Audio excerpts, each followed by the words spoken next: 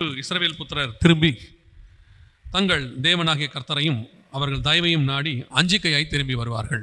இந்த வசனத்தில் தான் நாம் இன்றைக்கி பார்க்க போகிறோம். சில காலங்களாக ஒரு சில உபதேசம் ரொம்ப அதிகமாக போயிட்டே இருக்குது. என்ன அப்படின்னு கேட்டிங்கன்னு சொன்னால், சபை எடுத்துக்கொள்ளப்படுதல், அதை நம்ம பொதுவாக ரகசிய வருகைன்னு சொல்லுவோம்.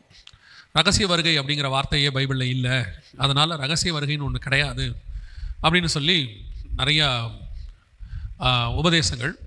அது இப்போது கொஞ்சம் கொஞ்சமாக ஆவிக்குரிய சபைகளுக்குள்ளேயும் ஊடுருவது மாத்திரமல்ல, ஒரு சில பிரபலமான ஊழியர்கள் கூட அதில் வளர்ந்தவர்கள். ஒரு பிரபலமான பெரிய ஊழியரிடத்தில் தனிப்பட்ட முறையில் உட்காந்து பேசி கொண்டிருந்தேன். அப்பொழுது அவர் பேசும்போது ஒரு வார்த்தை சொன்னார், ரகசிய வருகை அப்படிங்கிறதுல எனக்கு அவ்வளோ உடன்பாடு இல்லை அப்படின்னார். எனக்கு ரொம்ப ஷாக் ஆயிடுச்சு, எனக்கு தூக்கி வாரி போட்டுருச்சு. அப்போ அவர்கிட்ட கேட்டேன், என்ன இப்படி சொல்கிறீங்க, அந்த காலத்தில் நீங்கள்லாம் பேசுனதை வச்சு தானே நாங்கள்லாமே வளர்ந்துருக்குறோம் அப்படின்னு. அப்போ அவர் சொன்னார், அது ஒரு பழைய கதை அப்படின்னார். எனக்கு ஷாக் ஆயிடுச்சு, அது ஒரு பழைய கதை அப்படின்னு. என்னன்னு சொன்னால், காலங்கள் மாற மாற அவருடைய சூழ்நிலைகள் மாறும்போது சில உபதேசங்கள் கூடுமானால் தெரிந்து கொள்ளப்பட்டவர்களையும் வஞ்சிக்கத்தக்கதாக வருகிறது. கொடுக்கப்பட்ட உபதேசத்தில் நாம் வளரும்போது தான் ஆண்டவர் அதில் நம்மளை உறுதிப்படுத்துகிறார். எந்த நிலை வந்தாலும் உபதேசம் மாறாது. நமக்கு கொடுக்கப்பட்ட உபதேசம் ரொம்ப கரெக்ட். நான் ரொம்ப ஆண்டவர் ஸ்தோத்திரம் பண்ணுற ஒரு விஷயம் என்னென்னா, நான் சரியான உபதேசம் கொடுக்கப்பட்ட சபையிலே வளர்க்கப்பட்டேன். அது ஒரு பெரிய ஆசீர்வாதம். ஏன்னா ஆரம்பத்தில் போடப்பட்ட அஸ்திவாரம் தான் முடிவு பரியந்தம் நிற்க வைக்கும். இது ஆண்டவர் சபையில் சேர்க்கறதுக்கான எந்த சபையில் சேர்க்குறாருங்கிறது ஒரு பெரிய ப்ளஸ் பாயிண்ட். நான்லாம் ஒரு சபையில் கிட்டத்தட்ட எனக்கு தெரிஞ்சு என்னோடய கணக்குப்படி 30 வருஷமாக ஒரு சபையில் தான் இருந்தேன், ஊழியத்துக்கு முன்னேற வந்த பிறகும் கூட. எதுக்கு சொல்கிறேன்னா, நான் அப்படிப்பட்ட ஒரு நல்ல உபதேசத்தை வளர்க்கப்பட்டதுனால இன்றைக்கி நிறைய உபதேசங்கள் நம்மளை கன்ஃபியூஸ் பண்ணுது. வெளிப்படுத்தின விசேஷத்தில் முதல் சபையை பார்த்து ஆண்டவர் சொல்வார், எபேசு சபையை பார்த்து, நிக்கோலாய் மதஸ்தாருடைய உபதேசத்தை நான் வெறுக்கிறேன், நீயும் வெறுக்கிறாய்ம்பார். நான் வெறுக்கிற நிக்கோலாய் மதஸ்தாருடைய உபதேசத்தை நீயும் வெறுக்கிறாய் அப்படிம்பார். ஆனால் 3வது சபையின் காலத்தில், பெர்கமு காலத்தில் பார்த்தீங்கன்னா, நிக்கோலாய் மதஸ்தாருடைய உபதேசத்தை பின்பற்றுகிறவர் உன்னிடத்தில் உண்டும்பார். அப்போ என்ன அர்த்தம்னா, முதல் சபையின் காலத்தில் அந்த உபதேசம் வரும்போது சபை வெறுத்து தள்ளி இருக்கு. ஆனால் 3வது சபையின் காலத்தில் அது உள்ளுக்குள்ளே வந்துருச்சு. அப்போ சபை அதை எதிர்க்கலை. அப்படி தான் உபதேசம். ஒரு காலகட்டத்தில் உபதேசம் ரொம்ப ஸ்ட்ராங்காக இருக்கும். நம்ம வளர வளர நம்ம என்னமோ நினச்சிக்கிறோம், நாமளுடைய அறிவு வளர்ந்துருச்சுன்ட்டு உபதேசத்தையும் மாற்ற விரும்புகிறோம். நம்ம ஆதியில் ஃபாலோ பண்ணுற அந்த உபதேசத்தினால தான் கர்த்தர் நம்மளை வளர்த்தே மேலே கொண்டு வந்தார். அது மாறாது. அப்போது இந்த ரகசிய வருகை, சபை எடுத்துக்கொள்ளப்படுதல்ங்கிற உபதேசம் இப்போது சமீப காலமாக எனக்கு தெரிஞ்ச ஒரு 10 வருஷமாக சபைகளுக்குள்ளே ஊடுருவுது. இல்லைன்னு சொல்லி அதெல்லாம் கிடையாது அப்படின்லாம் சொல்லி, ரகசிய வருகைங்கிற வார்த்தை கிடையாது, திருத்தோன்ற வார்த்தை கூட கிடையாது, அதனால் இல்லைன்னு ஆகிடாது. சபை எடுத்துக்கொள்ளப்படுதல்ங்கிற வார்த்தை இருக்குது, 1 Thessalonians 4:16-17 இருக்குது.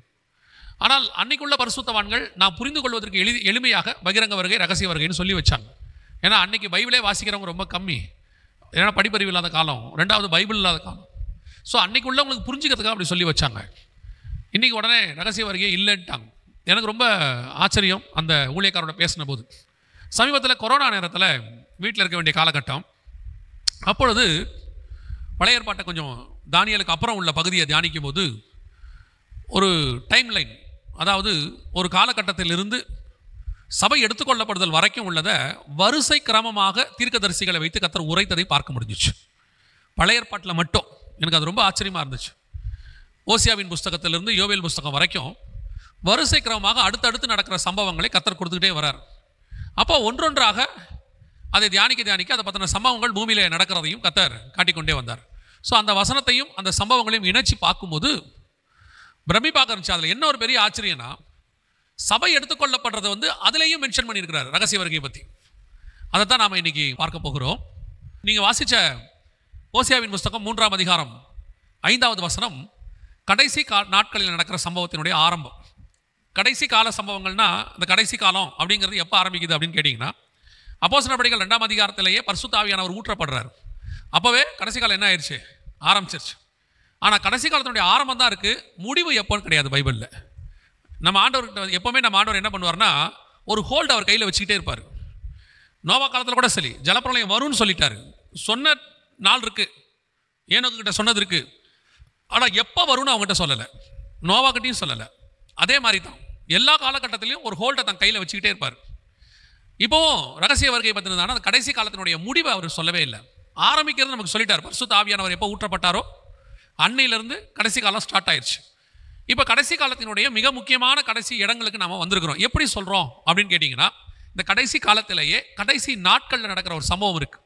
அதுதான் சரித்திரத்தையே கடைசி காலத்துக்குள்ளே நம்ம திருப்புறது. எதுன்னு கேட்டிங்கன்னா, அந்த 5வது வசனம் நீங்கள் வாசிச்சது, கடைசி நாட்களில் இஸ்ரவேல் புத்திரர் திரும்பி தங்கள் தேவனாகிய கர்த்தரையும் தங்கள் ராஜாவாகிய தாவீதையும் தேடி அஞ்சிக்கையாய் திரும்பி வருவார்கள். காணாமல் போன இஸ்ரவேலர்கள் எப்பொழுது தங்கள் சுய தேசத்துக்கு திரும்பி வராங்களோ அது கடைசி நாட்களுடைய அடையாளம். அதான் கடைசி நாட்களுக்கு அடையாளம். கிட்டத்தட்ட 1850 வருஷம் அவங்க காணாமல் போயிருந்தாங்க. 1850 வருஷம், கிபி 70லிருந்து 1918 வரைக்கும் அவங்க காணாமல் போயிருந்தாங்க. 1948 தனி நாடாக மாறினாங்க. அதற்கு பிறகு இஸ்ரவேல் புத்திரர் அஞ்சிக்கையாய் திரும்பி வருவார்கள் அப்படிங்கிற தீர்க்க தரிசன வசனம் நிறைவேறிக்கிட்டே இருக்கு. எப்பவுமே நல்ல ஒரு காரியத்தை நான் புரிஞ்சுக்கணும். இந்த வீடியோ பார்க்கும்போது இப்போவும் ஸ்டில் இந்த உலகம் எல்லாமே நம்முடைய ஆண்டவர் கையில் தான் இருக்கு. அத்தனையும் நம்ம ஆண்டவர் கையில் தான் இருக்கு. நம்ம ஆண்டவர் ஒரு காலகட்டத்தில் போனா போயிடணும், வானா வந்துடணும். ஆண்டவர் போன்னு சொல்றதுக்கும் ஒரு காரணம் இருக்கு, வான்னு சொல்றதுக்கும் ஒரு காரணம் இருக்குது. இஸ்ரவேலர்கள் தங்கள் தேசத்தை விட்டு நேபுகாத்நேச்சர் காலத்தில் வெளியே போன்னு சொன்னார் ஆண்டவர். போனா நல்லது, நேபுகாத்நேச்சரோட போயிட்டு அங்கே சேஃபாக இருப்பாங்க. போகாமல் இருந்தாங்கன்னா இங்கே மாட்டிப்பாங்க. அதே மாதிரி ஹிட்லர் காலத்தில் திரும்பி வர சொன்னார். வந்திருந்தாங்கன்னா நல்லது, வராமல் அவங்க ஜெர்மனியில் இருந்ததுனால 60 லட்சம் பேர் செத்து போனாங்க. கானான் தேசத்துக்குள்ளே போன்னு சொல்லும் போது போயிருந்தாங்கன்னா நல்லது, போகலை. திருப்பி போக வேணான்னு சொன்னார், உள்ளே போக முடிவு பண்ணாங்க. 10,000 பேர் செத்து போனாங்க. 40 வருஷம் சுற்றி வந்தாங்க. எதுக்கு சொல்கிறேன்? நம்ம வாழ்க்கையில் கர்த்தர் சொல்கிற ஒவ்வொருத்தையும் அதனது நேரத்தில் செய்யணும். இந்த உக்ரைன் மக்களுக்கு பெரிய ஆச்சரியம். இந்த யூதர்களுக்கு கர்த்தர் ஒரு வாய்ப்பு கொடுத்தார், திரும்பி வாங்கன்னு. இவங்க அத்தனை பேரும் திரும்பி வந்துட்டாங்க. வந்தவங்க அத்தனை பேரும் தப்பித்துக் கொண்டார்கள், மிக துல்லியமாய் பாதுகாக்கப்பட்டார்கள். கடைசி நாட்களுடைய மிக முக்கியமான அடையாளம் எதுன்னு கேட்டிங்கன்னா, இஸ்ரவேல் புத்திரர் திரும்பி வர்றது. இது கடைசி காலம் இல்லை, நீங்கள் பயப்படாதீங்க, உங்களை ஏமாத்துறாங்க அப்படின்லாம் கொஞ்சம் பேர் சொல்கிறாங்க. உங்களையும் சொல்கிறேன், நீங்கள் பயப்படாதீங்க. கடைசி நாட்கள்னால் பயப்பட வேண்டிய அவசியமே. இப்போ என்ன ஆயிடுச்சுன்னா, கடைசி நாட்களுங்கிறது ஏதோ ஒரு ஹாரர் த்ரில்லர் உபதேசம் மாதிரி ஆயிடுச்சு. கேட்கறதுக்கே எல்லாருக்கும் பயமாக இருக்குதாமா கடைசி நாட்கள். ஏன் பயப்படுறாங்கன்னு தான் எனக்குமே புரியல. இயேசுவை பார்க்கறதுக்கு என்ன உங்களுக்கு அவ்வளோ பயம்? கடைசி நாட்கள்னா என்ன? உபத்திரவ காலத்துக்கு முன்பாக தேவன் வந்து நம்மை கூட்டிக் கொண்டு போவார். இவங்களுக்கு என்ன பிரச்சனை? உபத்திரவ காலம் வருங்கிறத ஏற்றுக்கிறாங்க, இயேசு வருவாருங்கிறத அவங்களால ஏற்றுக்க முடியல, கூட்டிகிட்டு போவாருங்கிறத ஏற்றுக்க முடியல. ஏன்னா நடக்கிற சம்பவத்தெல்லாம் பார்க்கும்போது கடைசி நாட்கள் மாதிரி தான் இருக்குது. ஆனால் நடுவில் இயேசு வந்து கூட்டிகிட்டு போவாரா? அது எப்படி?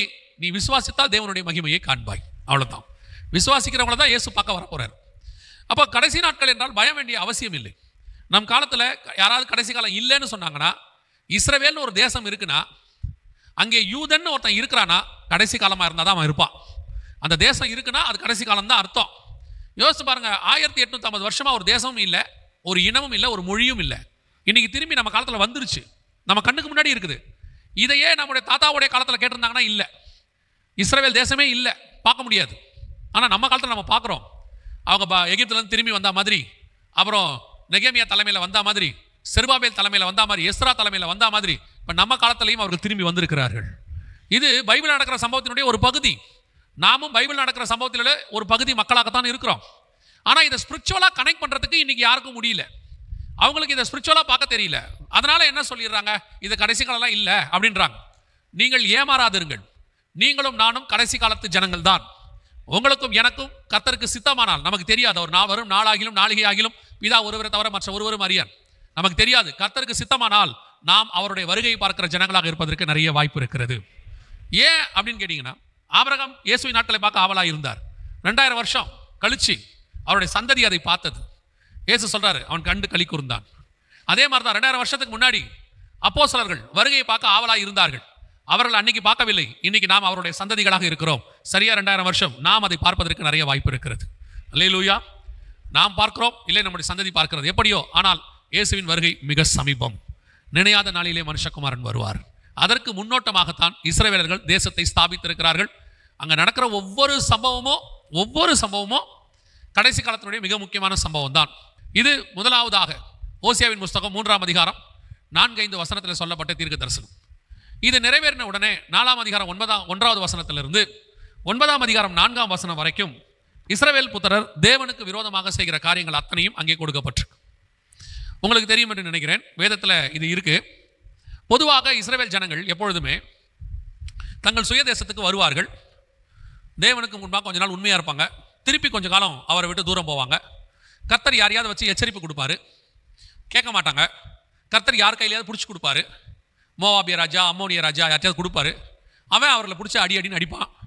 அப்புறம் கதர்னு கதறுவாங்க.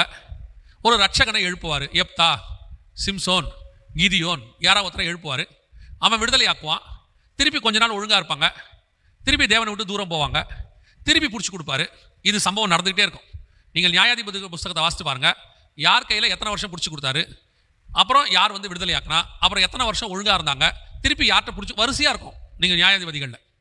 அதே மாதிரி தான் இஸ்ரவேல் புத்திரர் இப்போவும் அதே காரியம்தான். 3ஆம் அதிகாரம் 4:5 வந்துட்டாங்க. இப்போ 9:4 வரைக்கும் அவங்க என்னென்னலாம் செய்வாங்கன்றதை ஆண்டவர் அங்கே பார்க்க சொல்கிறார். இப்போ அதைத்தான் அவங்க திருப்பி செஞ்சு தேவனை விட்டு தூரம் போயிருக்கிறது. இப்போ இஸ்ரவேல் புத்திரர்னா அவங்கள மட்டும் சொல்கிறோன்னு நினச்சிக்காதீங்க. நமக்கும் அது பொருந்தோம். நாமளும் அப்படித்தான். கொஞ்ச நாள் ஆண்டவர்கிட்ட நல்லா இருப்போம். அப்புறம் கொஞ்சம் தேவனை விட்டு அப்படி தூரம் போவோம். கர்த்தர் இங்கேருந்து பேசுவார், எச்சரிப்பார். ஒன்றும் ஏறாது மண்டையில். அப்புறம் ஆண்டவர் எதையாவது வெளியே ஒரு போடுவார். வெளியே போட்டு உடம்புக்கு சரியில்லாமல் போகும், இல்லை ஏதாவது ஒன்று நடக்கும், இல்லை நஷ்டம் வரும், ஏதாவது ஒன்று வரும். திருப்பி ஓடி வர்றது, பாஸ்டர் எனக்கு ஏன் பாஸ்டர் இப்படியெல்லாம் நடக்குது அப்படின்றது. அப்புறம் இவங்களும் ஊக்கமாக ஜாம் பண்ணுவாங்க, நீங்களும் மனம் திரும்புவீங்க. அப்புறம் கொஞ்சம் எல்லாம் சரியாகும். திருப்பி கொஞ்ச நாள் ஒழுங்காக இருப்போம், திருப்பி தூரம் போவோம். இல்லைங்க அப்படிலாம் நடக்கலை அப்படின்னா நான் உங்களுக்கு ஒரு உதாரணம் சொல்கிறேன். நீங்கள் எப்படி அதெல்லாம் நம்ம கரெக்டாக நடக்குதுங்கிறதுக்கு நான் ஒரு உதாரணம் சொல்கிறேன். இந்த மாதம் கம்யூனியன் கொடுக்குறாங்களா, சொன்னாங்களே திருவிருந்து ஆராதனை எடுப்பீங்களா? எடுக்கும் போது கொடுத்தவொடனே வாயில் வாங்கி எத்தனை பேர் உடனே போட முடியும்? கம்யூனியன் கொடுத்தவொடனே சோத்திரம் பிரைஸ் தி லார்ட் கொடுங்க அப்படின்னு வாங்கி எத்தனை பேர் போடுவியா? ஒருத்தர் கூட போட மாட்டோம். வாங்கி வச்சுக்கிட்டு சோத்திரம் சோத்திரம் சோத்திரம். அந்த மாதம் செஞ்சது எல்லாம் ஞாபகத்துக்கு வரும். அப்படியே ஒப்பு கொடுத்துக்கிறது. அப்புறம் கொஞ்ச நேரம் கதறது. இனிமேட்டு செய்ய மாட்டேன் செய்ய மாட்டேன் செய்ய மாட்டேங்கிறது. நமக்கு நாமே ஒரு சமாதானம் ஒன்று வரும். சரி இனிமேட்டு நம்ம செய்ய மாட்டோம். வாயில் போடுறது. ஒரு 2 நாளைக்கு ஒழுங்காக இருக்கிறது. திருப்பி பழையபடி. ஒரு மாதம் கூட நாம் ஒழுக்கமாக இல்லைன்னு அர்த்தம். இதுக்கு தான் என்ன பண்ணாங்க முந்தி பரிசுத்தவான்கள், இந்த கம்யூனியனுக்கு முதல் நாளில் சுத்திகரிப்பு கூட்டம்னு வைப்பாங்க. வச்சு இந்த சுத்திகரிப்பு கூட்டத்துக்கு வர்றவங்களுக்கு தான் என்ன கொடுத்தாங்க? கம்யூனியன் கொடுத்தாங்க. இப்போ நாங்கள் அந்த சுத்திகரிப்பு கூட்டத்தை வைக்கிறதில்ல. ஏன்னா நீங்கள் வர்றதில்லை. நாங்கள் யாருக்கு கம்யூனியன் கொடுக்குறது? நீங்கள் யாரும் வர்றதில்லை. கேட்டால் நீங்கள் மட்டும்தான் வேலையாக இருக்கிற மாதிரி, எங்களுக்கு என்னமோ வேலை வெட்டியே இல்லாத மாதிரி நம்மக்கிட்ட ஒரு பதில் சொல்லுவாங்க. ரொம்ப அழகாக சொல்லுவாங்க. எங்கே பிரதர் உங்களை காணோம்? வேலை பாஸ்டர். அப்போ நம்மளை என்ன சொல்ல வராங்க? நம்ம கேட்குறோம், நேற்று மீட்டிங்க்கு உங்களை பார்த்தேன் வரலையே, நீங்கள் எங்கே போனீங்க? ரொம்ப வேலை பாஸ்டர். அவன் அடுத்த கேள்வி என்ன, உங்களை மாதிரியா அப்படின்னு சொல்லாமல் இருக்கான். 2வது லைன் சொல்லலை, அவ்வளோதான். அவ்வளோ பிஸி. அதனால் நாங்கள் சுத்திகரிப்பு கூட்டத்தை இப்போ வைக்கிறதில்ல. ஒரு வாரமாவது நம்ம ஒரு மாதமாவது கம்யூனியன் நம்மளால் உண்மையாக வாங்கி வாயில் போட முடியுதா? இருதயத்துக்குள்ள ஒரு குத்துதல் வருது இல்லை? அப்படின்னா என்ன அர்த்தம்? ஒரு மாதம் கூட என்னால் தேவனுக்கு முன்பாக எப்படி இருக்க முடியல, உண்மையாக இருக்க முடியல. கேட்டால் நம்மளுக்கு நாமே ஒரு சால்ஜாப் சொல்லிக்கிறோம். என்ன சொல்கிறோம்? பாவம் நிறைந்த உலகம். என்னைக்கு உலகம் வெறும் பரிசுத்தமாக இருந்துச்சு? வெறும் பரிசுத்தமாக இருக்கிறது பரலோகம். என்னைக்கு நம்ம தாத்தா பாட்டி பழம் சாப்பிட்டாங்களோ அன்னையோட கதை முடிஞ்சு. அன்னிலேருந்து இன்னை வரைக்கும் பாவம் நிறைந்த உலகம் தான் நமக்கு நாமே சொல்லிக்கிறோம். இது நம்மளை நம்ம எப்படியோ அப்படி தான் இஸ்ரவேல் புத்திரர் இருக்கிறான். 9ஆம் அதிகாரம் 4ஆம் வசனம் வரைக்கும் அப்படி தான் நடக்குது. இன்றைக்கும் இஸ்ரவேல் தேசம் அப்படி தான் இருக்குது. போய் பாருங்கள். தேசம் எல்லாருக்கும் தேசத்தில் விக்கிரகாராதனை இருக்கும், ஓரின சேர்க்கை இருக்கும், ஓரின சேர்க்கை பரேடு நடக்கும், இஸ்ரவேல் தேசத்தில் நடக்கும். இன்னும் சொல்ல போனால் இந்த ஓரின சேர்க்கைக்கு இஸ்ரவேல் தேசம் தான் ஹெட் குவார்ட்டர்ஸ், தலைமை பீடம். வெளிப்படுத்தின விசேஷம் 11ஆம் அதிகாரம் 8வது வசனம் வாசி. அந்த தீர்க்க தரிசனம் நம்ம காலத்தில் எப்படி நிறைவேறிக்கு பாருங்க. கிபி 96 சொன்னது நம்ம காலத்தில் நிறைவேறிடுச்சு.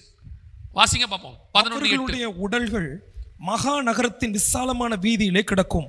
அந்த நகரம் சோதோம் என்றும், நல்ல கவனிங்க, அந்த நகரம் சோதோம் என்றும் எகிப்து என்றும் ஞானார்த்தமாய் சொல்லப்படும். அதிலே நம்முடைய கர்த்தரும் சிலுவையில் அறையப்பட்டார். எருசலேம் நகரத்தை பற்றி அங்கே சொல்லப்பட்டது. எருசலேமுக்கு புறம்பே அவர் சிலுவையில் அறையப்பட்டார். அந்த நகரம் ஞானார்த்தமாய் என்னவென்று சொல்லப்படும்? சோதோம் என்று சொல்லப்படும். சோதோம்ல என்ன இருந்துச்சு? தெருக்களிலே அவர்கள் கூடினார்கள். லோத்துவின் வீட்டை சூழ்ந்து கொண்டார்கள். தெருக்களிலே கூடியிருக்கிறார்கள். எங்க? உலகத்துக்கே ஹெட் குவார்ட்டர்ஸ் இன்னைக்கு இவங்க தான். முந்தி எருசலேமுக்கு முன்னாடி ஹெட் குவார்ட்டர்ஸா ஐரோப்பாவுக்கு ஸ்பெயின் நாட்டில் ஒன்று இருந்துச்சு. அப்புறம் யூகேல பிரைட்டன் இருந்துச்சு. அந்த பிரைட்டன் ஹெட் குவார்ட்டர்ஸாக இருக்கும்போது தான் நான் அங்கே ஒர்க் பண்ணிட்டு இருந்தேன். அது எவ்வளோ அருவருப்பாக இருக்கும்ன்றதை நான் நேரடியாக பார்த்தேன். சோதோம் அவ்வளோ மோசம். அங்கே வேலை செய்கிற காலத்தில் பார்க்கும்போது அரசாங்க அனுமதியோடு கூட சகல அருவருப்பும் நடக்கும். சோதோம்ங்கிறது அப்படி தான் இருக்கும்ன்றதை அன்றைக்கி தான் பார்த்தோம். இன்றைக்கி அதுக்கு தலைமைப்பிடமாக எது இருக்குன்னா எருசலேம் இருக்குது, கொண்டாந்து வச்சிருக்கிறாங்க. இதுதான் தேவனை விட்டு தேசம் தூரம் போகுதல். அப்போ அப்போ ஒருத்தரை பார்க்கும்போது என்ன கேட்டார், இது வந்து ஹோலி லேண்டுன்னார். நான் சொன்னேன் ஹோலி லேண்ட் கிடையாது, நம்ம ஆண்டவர் எங்கே இருக்கிறாரோ அதுதான் ஹோலி லேண்ட். இது ப்ராமிஸ்டு லேண்ட், அதில் மாற்றுக்கத்து மேலே இது வாக்கு தத்தத்தின் பூமி. ஆனால் பரிசுத்த பூமி என்பது பரலோகத்தில் இருக்கிறது. நமக்கு பரிசுத்தமானது ஆண்டவர் எங்கே இருக்கிறாரோ அதான் பரிசுத்தம். அப்போது இஸ்ரவேல் தேசம் இதனுடைய விளைவாக, இஸ்ரவேல் மட்டும் இல்லை, இதே மாதிரி இஸ்ரவேலுக்கு என்னென்னலாம் இருக்குதோ அது எல்லாமே சபையிலையும் நடக்கும். ஏன்னா இப்போ நாம தானே ஆவிக்குரிய இஸ்ரவேலர்கள். இப்போ நமக்கு அதான் நடக்குது. நாம அப்படி தான் தேவனை விட்டு தூரம் போய்கிட்டே இருக்கிறோம், கர்த்தருக்கு பிரியமில்லாத காரியத்தை செஞ்சுட்டே இருக்கோம். வாசிங்க, அதனுடைய விளைவாக ஆண்டவர் என்ன செய்கிறாருன்னு அந்த 9ஆம் அதிகாரம் 4ஆம் வசனத்தில் இருக்குது. 9ஆம் அதிகாரம் ஓசியாவின் புஸ்தகம் 4ஆம் வசனம். எவ்வளவு துல்லியமான தீர்க்க தரிசனம் பாருங்க. வாசிங்க பாப்போம். அவர்கள் கர்த்தருக்கு திராட்சரசத்தின் பானபலியை வார்ப்பதும் இல்லை, அவருக்கு அங்கீகரிப்பாய் இருப்பதும் இல்லை. அவருடைய பலிகள் அவர்களுக்கு துக்கம் கொண்டாடுகிறவர்களின் அப்பத்தை போல இருக்கும், அதை புசிக்கிற யாவரும் தீட்டுப்படுவார்கள். அவருடைய அப்பம் அவர்களுக்கே ஆகும், அது கர்த்தருடைய ஆலயத்தில் வருவதில்லை. அந்த வசனம் என்ன சொல்லுது அப்படின்னு கேட்டீங்கன்னா, ஆலயத்துக்குள்ள திராட்சரசமும் அப்பமும் வராது, தடை செய்யப்படும்னு ஆண்டவர் சொல்றார். வசனம் நல்லா கவனிங்க. இது எப்போ நடக்குதுன்னா, இஸ்ரவேல் புத்திரர் திரும்பி வந்த பிறகு நடக்குது. உங்களுக்கு நல்ல ஒரு விஷயம் தெரிஞ்சுக்கணும், இஸ்ரவேல் புத்திரர் திரும்பி வந்த பிறகு ஆலயமே கிடையாது. இன்னும் அவங்களுக்கு என்ன கிடையாது? ஆலயமே கிடையாது. அவங்க திரும்பி வந்த பிறகு கடைசி நாட்களில் திரும்பி வருவார்கள். நீங்கள் இருக்கு திரும்பி வந்த பிறகு நீங்கள் அவங்க திரும்பி எப்பெல்லாம் வந்தாங்களோ அப்போல்லாம் அவங்களுக்கு ஆலயமே கிடையாது. நல்லா தெரிஞ்சுக்கொள்ளுங்க. முதல் தடவை எகிப்தில் வந்தாங்க, அப்போவும் அவங்களுக்கு ஆலயம் கிடையாது. ரெண்டாவது தடவை நெகேமியா வந்தார், அப்போவும் ஆலயம் கிடையாது. செருபாபேல் வந்து தான் என்ன பண்ணுறாரு? ஆலயம் கட்டுறாரு. இப்போ அவங்க திரும்பி வந்தாங்க, இப்போவும் என்ன கிடையாது? ஆலயம் கிடையாது. ஆனால் இங்கே வசனம் சொல்லுது, அந்த அப்பமும் ரசமும் அவங்க ஆலயத்துக்குள் வருவதில்லைன்னு இருக்கு. அப்படின்னா இது எதை குறிக்கிற சம்பவம்? இஸ்ரவேல் புத்திரர் திரும்பி வந்த பிறகு 1948க்கு பிறகு அப்பமும் ரசமும் ஆலயத்துக்குள்ள வராத காலம் எது? இஸ்ரவேலுடைய ஆலயத்துக்குள்ள இல்லை. இப்போ அவங்க ஆலயமே கிடையாது, நமக்கு தான் ஆலயம் இருக்குது, நம்ம தான் ஆலயத்தில் இருக்கிறோம். அப்பமும் ரசமும் ஆலயத்துக்குள்ள வராத காலம் எது? கொரோனா காலத்தில் தான் அப்பமும் ரசமும் ஆலயத்துக்குள்ள வரல. அதுவும் ஒரு சில நாட்டில் இல்லை, உலகம் முழுவதும் அத்தனை ஆலயத்திலும் தடுத்து நிறுத்தப்பட்டது, வேர்ல்டு வைட். அப்படின்னா சபைக்குள்ள அப்பமும் ரசமுங்கிறது உடன்படிக்கை. உடன்படிக்கை வராதபடிக்கு அதை தடுக்கிற அதிகாரம் யாருக்கு இருக்குது? சபையினுடைய கதவை பூட்டுகிறதும் சபையினுடைய கதவை திறக்கிறதும் யார் கையில் இருக்குது? கர்த்தருடைய கரத்தில் இருக்கிறது. ஏன்னா வசனம் சொல்லுது, ஒருவரும் பூட்டக்கூடாதபடிக்கு திறக்கிறவரும் ஒருவரும் திறக்கக்கூடாதபடிக்கு பூட்டுகிறவரும் சொல்லுகிறதாவது. அப்படின்னா சபையினுடைய கதவை பூட்டுற அதிகாரமும் திறக்கிற அதிகாரமும் யார்கிட்ட இருக்குது? கர்த்தர்கிட்ட இருக்குது. அப்போ ஏன் சபையை இத்தனை ஒரு 6 மாதம், நமக்கு தான் 6 மாதம், அது பெரிய கர்த்தருடைய கிருபை. தமிழ்நாட்டுக்கு, கனடா தேசத்துலாம் 2022 தான் ஆலயமே திறந்திருக்கிறாங்க. அது வரைக்கும் அரசாங்கம் அனுமதியே கொடுக்கல. என்ன காரணம்? கொரோனான்னு மட்டும் சொல்லிடாதீங்க. ஏன் கொரோனான்னு சொல்லிடாதீங்கன்னா, கொரோனான்னு சொன்னீங்கன்னா சபை கொரோனா கிட்ட தோத்துருச்சுன்னு அர்த்தம். வசனம் தெளிவா இருக்குது, சபையை பாதாளத்தின் வாசல்கள் மேற்கொள்ளாதுன்னு இருக்கு. பாதாளத்தின் வாசல்கள் மேற்கொள்ளாதுன்னா கொரோனாவும் மேற்கொள்ளாது. அப்போ சபையை பூட்டுகிற அதிகாரம் யாருக்கு இருக்கு? நல்லா தெரிஞ்சுக்கொள்ளுங்க. ரோமர் காலத்திலிருந்து இன்னைய வரைக்கும் சபையை தொடுகிற அதிகாரம் யாருக்கும் கிடையாது. அது கர்த்தருடையதான மனவாட்டி, கர்த்தர் அதை பத்திரமாய் பாதுகாத்திருக்கிறார். சபையோட மோதின அரசாங்கங்கள் தான் காணாமல் போயிருக்கே ஒழிய சபை திடமாய் நின்று இருக்கிறது. எத்தனையோ சாம்ராஜ்யம், எத்தனையோ இசம், கம்யூனிசம், நாசிசம், பாசிசம் எல்லாம் காண போச்சு. ஆனா சபை நிக்குது. வால்டர்னு ஒரு மிகப்பெரிய ஏத்திஸ்ட், நாத்திகர், அவர் தான் கிறிஸ்தவத்துக்கு எதிராக அதிகமாக எழுதினவர். அவரை ஜெயிச்சிருவார்னு எல்லாரும் நினைச்சாங்க, அந்த அளவுக்கு எழுதினார். அவர் சொன்னார், நான் போகிறேன், இன்னும் 100 வருஷத்தில் கிறிஸ்தவமும் இருக்காது பைபிளும் இருக்காதுன்னு சொன்னார். நடந்தது என்ன தெரியுமா? அந்த வால்டர் செத்துட்டாரு. கடைசியில் அவரோட குடும்பம் சில பிரச்சனைகள்ல போய் வறுமைக்கு போயிருச்சு. வால்டர் வீடு விற்கப்பட்டது. அந்த வீட்டை வாங்கினது பைபிள் சொசைட்டி. வாங்கி அவர் வீட்டில் தான் பைபிளே பிரிண்ட் பண்ணப்பட்டது. ஒரு நாளும் வசனமும் சபையும் தோத்து போகவே போகாது. அப்போ கொரோனா பீரியட்ல மட்டும் என்ன நடந்துச்சு? கர்த்தர் சபையை பூட்ட அனுமதி கொடுத்தார். காரணம் என்ன தெரியுமா? உடன்படிக்கை நிறுத்தி வச்சார். அவர்கள் அப்பம் அவர்களுக்கே ஆகும், அவர்கள் திராட்சரசம் என் ஆலயத்துக்குள் வருவதில்லை. காரணம், சபைக்குள்ள கர்த்தருக்கு பிரியமில்லாத காரியம். இந்த 9ஆம் அதிகாரம் 4ஆம் வசனம் வரைக்கும் இஸ்ரவேல் புத்திரர் என்னெல்லாம் பண்ணாங்களோ அதை விட அருவருப்பு சபைக்குள்ள இருந்துச்சு. சபைக்குள்ளேயே ஆணுக்கும் ஆணுக்கும் கல்யாணம், பெண்ணுக்கும் பெண்ணுக்கும் கல்யாணம், பூனைக்கும் கல்யாணம், நாய்க்கும் கல்யாணம், என்னென்ன பண்ணணுமோ எல்லா அருவருப்பு. நிர்வாண சபை, மதுபான சபை. காலையில் சபை நடக்கும், சாயங்காலத்தில் மதுபான பப்பு நடக்கும். வெளிநாட்டில் ஒவ்வொரு நாட்டில் ஒவ்வொரு விதம். அமெரிக்காவில் ஒரு மாதிரி அருவருப்பான பாவம், ஆப்பிரிக்காவில் ஒரு மாதிரி பாவம். இப்போ நம்ம ஊருக்கு வந்தால் நம்ம ஊரில் வேற மாதிரி. சபைக்குள்ளேயே பணக்காரன் ஏழை, சபைக்குள்ளேயே அந்த ஜாதிக்காரன் இந்த ஜாதிக்காரங்க, சபைக்குள்ளேயே படித்தவனுக்கும் படிக்காதவனுக்கும் வித்தியாசம் எல்லாம் இருந்துச்சு சபைக்குள்ள. பொருளாசை, பணத்தாசை. கர்த்தரும் பேசி பேசி பார்த்தார். கிட்டத்தட்ட 2000 வருஷம் வருகை நெருங்க போகுது. வேற வழி இல்லை. எதை சொன்னா நாம திருந்துவோம்? எப்படி திருத்துறது? அந்த ஷாக் ட்ரீட்மெண்ட் தான் அது. உடன்படிக்கையை ஸ்டாப் பண்ணிட்டார். ஒரு பொண்ணுக்கு கல்யாணம் ஃபிக்ஸ் பண்ணிட்டு கல்யாணம் நெருங்கும் போது கொஞ்சம் கல்யாணத்தை தள்ளி வைக்கலாங்க, இப்போ வேணான்னு சொன்னால் என்ன ஆகும்? அந்த குடும்பம் என்ன ஆகும்? ஒரு ஷாக் ஆகும் பாருங்க. அந்த மாதிரி தான் உடன்படிக்கையை நிறுத்திட்டார்.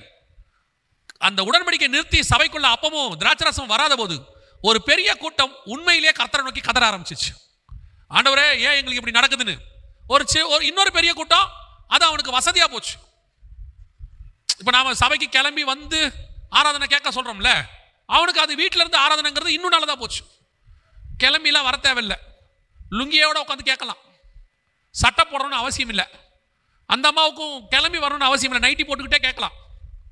இல்லை ஒருத்தர் சொல்றானா, செய்தி ஆரம்பிக்கும் போது சொல்லுவாரா, அம்மா சாப்பாடு கொண்டாந்துருமா, செய்தி முடியறதுக்குள்ள சாப்பிட்டுருவோம். செய்தி நேரம் என்ன நேரம்? சாப்பாடு நேரம். அவனுக்கு அதான் வசதி. ஆனா ஒரு கூட்டம் கூடி வந்து ஆராதிக்கிற கூட்டத்துக்கு, தேவனை ஒருமனப்பட்டு ஆராதித்து தேடி வரவங்களுக்கு சபை அடைக்கப்பட்டது. கம்யூனியன் இல்லை பாருங்க. வீட்டுக்குள்ள இருந்தா உனக்கு எப்படி கம்யூனியன் வரும்? அந்த உணர்வு கொஞ்சம் பேருக்கு போயிடுச்சு. ஒரு கூட்டம், ஐயோ ஆண்டவரே எப்போ கதவை திறப்பீங்க, எப்போ உடன்படிக்கை எங்களுக்கு ஏற்படுத்துவீங்க, எப்போ அப்பமும் ரசமும் வரலையோ. அதுல ஒரு சிலர் இன்னும் நூதனமா இருக்கான், அவனை விட்டுருவோம். ஆண்டவர் அப்பமும் ரசமும் நிறுத்து. எதுக்கு? உணர்வடைகிறதுக்காக நிறுத்தினார். இவன் கொரியர்ல கம்யூனியன். எப்படி? கொரியர்ல கம்யூனியன், டோர் டெலிவரி. இன்னொருத்தர் ஆன்லைன் கம்யூனியன். கம்யூனியன் என்னன்னே தெரியாம போச்சு உங்களுக்கு. ஆனா இதுதான் டெஸ்ட் எக்ஸாமினேஷன் ஆண்டவர் வச்சது கொரோனா நேரத்தில். யார் யாரெல்லாம் சத்தியத்தில் உண்மையா இருக்கிறான், யார் யாரெல்லாம் உண்மையிலேயே தேவனை தேடினாங்க, இதெல்லாம் டெஸ்ட். ஒரு கூட்டம் நிர்விசானம். சபையில் ஆண்டவர் சொல்லி சொல்லி பார்த்தாரு. ஒரு கூட்டம் கேட்கல, என்ன சொன்னாலும் கேட்காது. ஆராதனை 8:30 மணி, 8:30 மணிக்கு தான் வீட்டிலேயே கிளம்புறது. இப்பதான் துதி பகுதி போயிட்டே இருக்கும். இப்பதான் பாடிட்டு இருப்பாங்க. ஒரு சில அவுட்ஸ்டாண்டிங் மெம்பர்லாம் இருந்தாங்க, மனைவி பிள்ளைகளை கொண்டாந்து விட்டுட்டு வெளியே நிற்பாங்க. அவங்கள அவுட்ஸ்டாண்டிங் மெம்பர், வெளியே இருப்பாங்க, உள்ள வர மாட்டாங்க. ஆனால் அவங்களாம் சர்ச்சில் மெம்பர் தான். கேட்டு பாருங்க, ரொம்ப பிஸி. கர்த்தர் எல்லாம் பார்த்தாரு. ஞானஸ்நானம் எடுக்க சொன்னால் எடுக்க மாட்டாங்க. எடுப்போம், பொறுமையாக எடுப்போம்பா. கொரோனா வந்துச்சு பாருங்க, அலறி அடிச்சுட்டு வந்தார் பாருங்க. ஒருத்தர் வந்து கேட்டார், பிரதர் கொரோனா இது ஃபோன் பண்ணி கேட்குறாரு, பிரதர் ஞானஸ்நானம் எடுக்கலாமா? நான் கேட்டேன், என்ன இவ்வளோ அர்ஜென்ட்டு அப்படின்னு. இல்லை போகிற பக்கம் சரியில்லை. என்ன போகிற பக்கம் சரியில்லை? இல்லை பக்கத்து தெருவில் தான் விழுந்துட்டு இருந்துச்சு, நீங்கள் நம்ம தெருவிலே ஆரம்பிச்சிருச்சு. எதிர் வீட்டில் ஒருத்தர் போயிட்டாரு, இந்த பக்கம் எப்போ திரும்பவும் தெரியாது, எதுக்கு எடுத்து வச்சுருவோமே அப்படின்னாரு.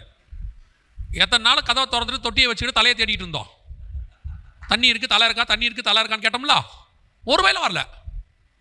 இப்போ அதான் நான் சொன்னேன், இப்போ நாங்கள் கொடுக்க மாட்டோம் அப்படின்னு. என்ன பிரதர் இப்படி சொல்கிறீங்க? சத்தியத்தை சொல்லும் போது கேட்குற மனசு வர மாட்டேங்குது, இருதய கடினம். கர்த்தர் இந்த மாதிரி ஏதாவது பண்ணாதான் மனம் திரும்புனா என்ன அர்த்தம்? எல்லாரும் சொல்றாங்க, கொரோனா நேரத்தில் உங்கள் செய்தியை கேட்டோம், கொரோனா நேரத்தில் உங்கள் செய்தியை கேட்டோம். அதுக்கு முன்னாடி 15 வருஷம் கத்தியிருக்கோம், 15 வருஷம் கத்தியிருக்கோம். ஆனால் இப்போ நான் சந்தோஷப்படுறேன், அப்பவாது கேட்டீல, அது வரைக்கும் சந்தோஷம். எதுக்கு சொல்கிறோம்? கர்த்தர் அப்பத்தையும் ரசத்தையும் நிறுத்தி வைத்தார். அது கர்த்தர் செஞ்சதுனால மட்டும்தான். வேற யாரும் அப்பத்தையும் ரசத்தை நிறுத்த முடியாது. கர்த்தர் பண்ண உடன்படிக்கை, அதை ஸ்டாப் பண்ணுற அதிகாரம் யாருக்கிட்டையுமே கிடையாது. ஒரு ஊழியக்காரர் எனக்கு ஃபோன் பண்ணி கேட்டார், சரி நீ சொல்கிறதெல்லாம் நான் எடுத்துக்கிறேன், எனக்கு தெரிஞ்சு என் சர்ச்சில் நான் சபையை ஒழுங்காக தான் நடத்துகிறேன். சிங்கப்பூரில் ஒரு ஊழியக்காரர் இருக்கிறார், ரொம்ப ஸ்ட்ரிக்டாக சபை நடத்துவார். அதாவது வசனத்தின்படி சபை நடக்கணும்னு நினைப்பார். இத்தனைக்கு அவர் சிங்கப்பூரில் சபை நடத்துறாரு. ஒரு லிமிட்டுக்கு மேலே க்ரௌடு ஏற்றுக்க மாட்டார். அவர் சொல்லுவார், என்னால் இவ்வளோ பேர் தான் மேய்க்க முடியும், எனக்கு இது போதும் பார். அப்படிப்பட்ட போதகரில் ஒருத்தர் என்ன கேட்டார், ஏன் சபையில் அப்படி எதுவுமே இல்லையாப்பா, ஏன் சபையில் ஏன் அப்படி நடந்துச்சு? அவர் உண்மையிலே கேட்டார். அவருக்கு ஒரு பதில் ஆண்டவர் சொன்னார். எருசலேமை பிடித்து கொடுக்கும்போது சில நேரத்தில் தானியேலையும் சாத்ராக் மேஷாக் ஆபேத்நேகையும் பிடிச்சு கொடுக்க தான் வேண்டி இருக்குது மொத்தமாக கொடுக்கும்போது. ஆனால் அவைகளுக்கு நடுவே தானியேலுக்கு காட்டின வித்தியாசத்தை கர்த்தர், எந்த சபை உண்மையாக இருந்துச்சோ அதுக்கு வித்தியாசத்தை கர்த்தர் காட்டினார். கொரோனாவுக்கு நடுவில் உண்மை உள்ள விசுவாசிக்கும், உண்மை இல்லாத விசுவாசிக்கும், உண்மை உள்ள ஊழியனுக்கும், உண்மை இல்லாத ஊழியனுக்கும், உண்மை உள்ள சபைக்கும், உண்மை இல்லாத சபைக்கும் கர்த்தர் வித்தியாசத்தை காட்டினார், கன்ஃபார்மாக காட்டினார். அந்த 2 வருஷம் கர்த்தர் பறந்து காக்கிற பட்சியை போல பாதுகாத்துக் கொண்டார். கொரோனாவுக்கு முன்னாடி ஒழுங்கா ஊழியம் பண்ணவங்களை கொரோனா நேரத்தில் கர்த்தர் பத்திரமா பார்த்துக்கிட்டாரு. கொரோனாவுக்கு அப்புறம் 2 மடங்கு ஊழியம் செய்ய கர்த்தர் கிருபை தந்தார். கொரோனாவுக்கு முன்னாடி சோம்பேறியா இருந்தாமல்ல, அவனை கொரோனால படுத்த படுக்கையாக்கிட்டார். நீ வரவே வேணான்ட்டார். ஏன்? நீ தான் நல்லா இருக்கிற காலத்திலேயே, வெளிச்சத்தின் காலத்திலே வேலை செய்ய முடியல, கிரியை செய்ய முடியாத காலத்தில் நீ என்ன பண்ணுவ? நம்ம ஆண்டவர்கிட்ட ஒரு குணம் உண்டு, என்ன தெரியுமா? கனி கொடுக்க முடியாத காலத்தில் கனி எதிர்பார்க்கிறவர் அவர். ஏன்னா கனி கொடுக்கிற காலத்தில் நீ கனி கொடுத்திருந்தால், கனி கொடுக்க முடியாத காலத்திலும் 1-2 கனி உங்கள்கிட்ட மிச்சம் இருக்கும். பூமியே கெட்டு போயிருந்தாலும் ஒரு நோவாவை கர்த்தர் எதிர்பார்ப்பார். சோதோமோ கெட்டு போயிருந்தாலும் ஒரு லோத்தை கர்த்தர் எதிர்பார்ப்பார். ஒரு ஆள் உள்ள இருக்குதான்னு பார்ப்பாரு, கர்த்தர் அந்த ஆளை காப்பாற்றிடுவார். அதான் ஆண்டவர் சொல்றது. கொரோனா நேரத்தில், அதுக்கு முன்னாடி உண்மையா ஊழியம் பண்ண ஊழியக்காரங்களை கொரோனா நேரத்தில் கர்த்தர் கை விடவே இல்லை. கர்த்தர் பத்திரமாய் பாதுகாத்துக் கொண்டார். இப்பவும் சொல்றேன், இதை விட மோசமான காலங்கள்லாம் பின்னாடி வருகிறது. அப்பொழுதும் கர்த்தர் நம்மை ஒரு நாளும் கைவிடவே மாட்டார். அவைகளுக்கு நடுவிலே கர்த்தர் நம்மை பத்திரமாய் பாதுகாத்துக் கொள்வார். இப்போ ஆண்டவர் நமக்கு ஒரு வழிவாசலை திறந்து கொடுத்திருக்கிறார். இந்த தடவை கதவை அடைச்சாரு, நமக்கு பாடம் சொல்லி கொடுத்தாரு. இஸ்ரவேல் ஜனங்களுக்கு 2வது தடவை என்ன பண்ணார் தெரியுமா? தேசத்தை வச்சுக்கிட்டாரு, அவங்கள விரட்டி விட்டாரு. இது 2வது தடவை நமக்கு நடக்கும். இந்த தடவை நாம ஒழுங்கா இல்ல, சங்காரம் நம்ம பக்கம் திரும்பும். ரொம்ப கேர்ஃபுல்லாக இருந்துக்கணும். நம்ம ஆண்டவர் கிருபையின் தேவன் தான், அதே தேவன் தான் நீதியுள்ள நியாயாதிபதியாகவும் இருக்கிறார். He is an advocate as well as he is a judge. அவர் நீதியுள்ள நியாயாதிபதி. அதனால போதுமான அவகாசம் நமக்கு கொடுக்கிறார். சபை கர்த்தருக்கு முன்பாக உண்மையும் உத்தமமாக இருக்கும் பட்சத்தில் சபைக்காக தன் ஜீவனையும் கொடுக்க அவர் தயார். அதே நேரத்தில் சபை கர்த்தரை விட்டு சொல்ல சொல்ல சோரம் போயிட்டே இருந்தா பிடிச்சி இன்னொருத்தன் கையில் கொடுக்கறதுக்கும் கர்த்தர் தயாராக இருப்பார். ஆண்டவருக்கு தேவை அவர் சபை பரிசுத்தமாய் அவரை மேலே போய் சந்திக்கணும். அது ஒண்ணுதான் கர்த்தருக்கு தேவை. சபை பூமியில என்ன சாதிக்குதுங்கிறது அவருக்கு அவசியமே கிடையாது. ஏன்னா பூமியில சாதிக்கிறதுக்காக நீங்கள் நானும் ஏற்படுத்தப்படவில்லை, பரலோகத்தில் சாதிப்பதற்காக நீங்கள் நானும் ஏற்படுத்தப்பட்டோம். அது எப்பவுமே அது தெரிஞ்சுக்கணும். அதனால இப்ப கர்த்தர் இன்னொரு வாய்ப்பு நமக்கு தந்திருக்கிறார், திருப்பி கூடி வர பண்ணி இருக்கிறார், இப்ப வழிவாசலை திறந்து கொடுத்திருக்கிறார். இப்ப நாம எவ்வளவு ஆக்டிவா ஊழியம் பண்றோமோ, அடுத்து திருப்பி இதே மாதிரி கொரோனா விட மோசமான யுத்த காலம் ஒன்று வரப்போகுது, நியூக்ளியர் வார் ஒன்று வரும். அந்த காலத்திலும் கர்த்தர் ஊழியம் செய்வதற்கு ஒரு வாய்ப்பை நமக்கு தருவார். இப்ப இதெல்லாம் நடந்து முடிஞ்சிச்சு. இந்த நடந்து முடிகிற காலத்துல மிக முக்கியமான தீர்க்க தரிசனங்களும் இந்த ஓசியாவில் உள்ளது நிறைவேறினது. என்னென்ன தீர்க்க தரிசனம் நிறைவேறிச்சு வாசிங்க. 12ஆம் அதிகாரம் 1ஆம் வசனத்தை வாசிங்க. 12:1 வாசிங்க. எப்ராயிம் காற்றை மேய்ந்து கொண்டற் காற்றை பின்தொடருகிறான். அவன் நாள்தோறும் பொய்யையும் கேட்டையும் வர்த்திக்க பண்ணி அசீரியரோட உடன்படிக்கை பண்ணுகிறான். எகிப்துக்கு எண்ணெய் கொண்டு போகப்படுகிறது. இந்த ஒரு வசனம் மட்டும் இதுல உள்ள ஒரு 3 முக்கியமான தீர்க்க தரிசனம் இருக்கு. 3ம் இந்த கொரோனா பீரியட்ல நிறைவேறிடுச்சு. நமக்கு தெரியாது, ஆனா வசனத்துல உள்ளது. அது நிறைவேறதுக்கான ப்ரூஃபும் இருக்கு. அப்பதான் ஆண்டவர் இதை வாசிக்கும் போது தான் இது நடந்ததெல்லாம் ஆண்டவர் எடுத்து சொன்னாரு. முதலாவது, எப்ராயிம் காற்றை மேய்ந்து கொண்டற் காற்றை பின்தொடர்கிறான். காற்றை மேய்ந்துனா என்ன? காற்றை மேய்தல்னா என்ன? இப்போ நமக்கு தெரிஞ்ச ஒரு வசனம் இருக்கு, 23ஆம் சங்கீதம். கர்த்தர் என்னை புல்லுள்ள இடங்களில் மேய்த்து அமர்ந்த தண்ணீர் அண்டையில் நடத்துகிறார். புல்லுள்ள இடங்களில் மேய்த்து அப்படின்னா என்ன அர்த்தம்? அப்படின்னா எனக்கு சாப்பாடு கொடுக்குறாரு. நார்மலாக எடுத்துக்கிறோம், நாம ஸ்பிரிச்சுவலாக போல நார்மலாக எடுத்துக்கிறோம். எனக்கு ஆண்டவர் ஆகாரம் கொடுக்குறாரு, என் சர்வைவல், என்னை காப்பாற்றுறார், ஜீவனத்துக்கான காரியத்தை கொடுக்குறார் அப்படின்னு அர்த்தம். கடைசி காலத்தில் எப்ராயிம் என்ன செய்வானா, ஏன்னா 3ஆம் அதிகாரத்தில் கடைசி நாட்கள் வந்துருச்சு. கடைசி நாட்களில் எப்ராயிம் என்ன செய்வானா, காற்றை மேய்வான் அப்படின்னு இருக்கு. காற்றை மேய்வாங்களா? காத்துல சாப்பாடு இருக்குதா, காற்றுல சர்வைவல் இருக்குதா அப்படின்னு கேட்டிங்கன்னா, ஒவ்வொரு காலகட்டத்திலையும் நம்ம ஒவ்வொன்றை டிபெண்ட் பண்ணியிருப்போம். பிஸ்னஸ்க்கு, நம்ம சர்வைவலுக்கு. இந்த கடைசி 20 வருஷம் எதை டிபெண்ட் பண்ணி இருக்கிறோம் தெரியுமா? நம்முடைய சர்வைவல் காற்றை நம்பி தான் இருக்குது. அது என்னங்க காற்று? கொரோனா நேரத்தில் தான் அது ஹை லெவலுக்கு போச்சு. அது என்ன காற்று அப்படின்னு கேட்டிங்கன்னா, வேற ஒன்றும் இல்லை. நீங்கள் யூஸ் பண்ணுற இன்டர்நெட்டு, நீங்கள் யூஸ் பண்ணுறதான வைஃபை, செல்ஃபோன், ஏடிஎம் மிஷின், இது எல்லாமே எதில் இயங்குது? காற்றுல இயங்குது. அவ்வளோதான். இப்போ நீங்கள் செல்ஃபோன் வச்சுருக்கிறீங்க, அது எதனால் ஆக்டிவேட் பண்ணிட்டு இருக்கிறீங்க அப்படின்னா, முழுக்க முழுக்க காற்று. நீங்கள் ஒருத்தரை கூப்பிட்றீங்க, இன்னொருத்தருக்கு போகுது. எது வழியாக போகுது? காற்றின் வழியாக போகுது. நம்ம தாத்தா காலத்தில் தான் ஃபோன் இருக்கும், வீட்டில் ஒரு ஃபோன் இருக்கும், பார்த்துருப்பீங்க, இப்படி சுற்றி விடுவோம். அந்த ஃபோன் காலத்தில் பார்த்தீங்கன்னா ஒரு ஒயர் போய் கனெக்ட் ஆகும். அந்த ஒயரு நம்ம ஏரியாவில் இருக்கக்கூடிய ஒரு பாக்ஸில் போய் கனெக்ட் ஆகும். அது ஒரு கம்பி தந்தத்தில் கம்பியில் போய் அது ஒரு இது இருக்கும், தூணில் அது கம்பி வழியாக, அது பேர் கம்பி உள்ள தந்தி முறை. இப்போ நம்ம யூஸ் பண்ணுறது எல்லாமே கம்பி இல்லா தந்தி முறை. எல்லாமே காற்று, எல்லாமே காற்றுல போகுது. கவனிங்க, அந்த ஆன்லைன் அப்படின்னு சொல்லக்கூடிய எல்லாமே, அது குறிப்பாக கொரோனா நேரத்தில் எல்லாமே ஆன்லைனாக மாறிடுச்சு. எந்த அளவுக்கு எல்லாமே ஆன்லைன்னா, படிப்பு ஆன்லைன், வேலை ஆன்லைன். ஒரு பெரிய பெரிய நகரங்களில், அதாவது பெங்களூர், நம்ம கோயம்புத்தூர், அப்புறம் சென்னை, திருச்சி, மதுரை, பெரிய பெரிய நகரங்களில் சாப்பாடுமே ஆன்லைன். இது அத்தனையும் காற்றை அடிப்படையாக கொண்டது. இந்த காற்று தான் கடைசி காலத்தில் மையப்பொருள். எப்ராயிம் காற்றை மேய்ந்து. இன்னைக்கும் நம்மளை ஆன்லைனில் கொண்டு வந்துட்டாங்க. இன்னும் ஒரு 6 மாதம் எழுதி வச்சுக்கோங்க, நீங்க டிஜிட்டல் மணிக்குள்ள போறீங்க. ஆல்ரெடி டிஜிட்டல் மணினா இருக்கு. டிஜிட்டல் மணினா என்ன? ஒன்றும் இல்லை, கார்டு சிஸ்டம் இருக்குல்ல, கார்டு ஸ்வைப் பண்றீங்கல்ல, இந்த கார்டு மொபைல் இது மட்டும்தான் இருக்கும். நீங்க யூஸ் பண்ற கை பணம் இருக்காது. எந்த பணம்? ரூபா நோட்டு சில்லற இது இருக்காது. எல்லாமே டிஜிட்டலா மாறிடும். அப்படி ஆகுமா? அதுக்கான வேலை முடிஞ்சிருச்சு. ஒரு 6 மாசம் பெரிய பெரிய இடங்கள் எல்லாம் மாறிடும். கொஞ்சம் கொஞ்சமா சின்ன சின்ன ஊர்களுக்கு மாறும். அதுக்கப்புறம் நீங்க காசு என்ன பண்ணுவாங்கன்னா, திடீர்னு உங்களுக்கு ஒரு அனௌன்ஸ்மெண்ட் கொடுப்பாங்க. என்ன அனௌன்ஸ்மெண்ட் கொடுப்பாங்கன்னா, உங்கள் கையில் உள்ள பணங்களை எல்லாம் இத்தனை நாளைக்குள் கொண்டு போய் வங்கியில் செலுத்தி விடுவோம், உங்க அக்கௌண்ட்ல செலுத்திடுங்க, அதுக்கப்புறம் பணம் செல்லாதுன்னு சொல்லிடுவாங்க. உங்களுக்கு ஒரு டைம் கொடுப்பாங்க. நீங்க போய் அதை செலுத்துவீங்க.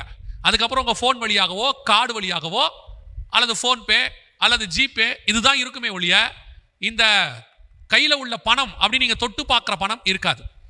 எல்லாமே காற்று, அத்தனையும் காற்று. எபேசியர் நிருபம் 2ஆம் அதிகாரம் 1-2 வசனங்கள் வாசி. அக்கிரமங்களினாலும் பாவங்களினாலும் மரித்தவர்களாயிருந்த உங்களை உயிர்ப்பித்தார். அவைகளில் நீங்கள் முற்காலத்திலே இவ்வுலக வழக்கத்திற்கேற்றபடியாகவும் கீழ்ப்படியாமின் பிள்ளைகளிடத்தில் இப்பொழுது கிரியை செய்கிற ஆகாயத்து அதிகார பிரபுவின் ஆவிக்கேற்றபடியாகவும் நடந்து கொண்டீர்கள். இந்த ஆகாயத்து பிரபுன்னு இருக்குல்ல, according to the prince of the power of the air. இப்போ எழுதின வசனம் பாருங்க.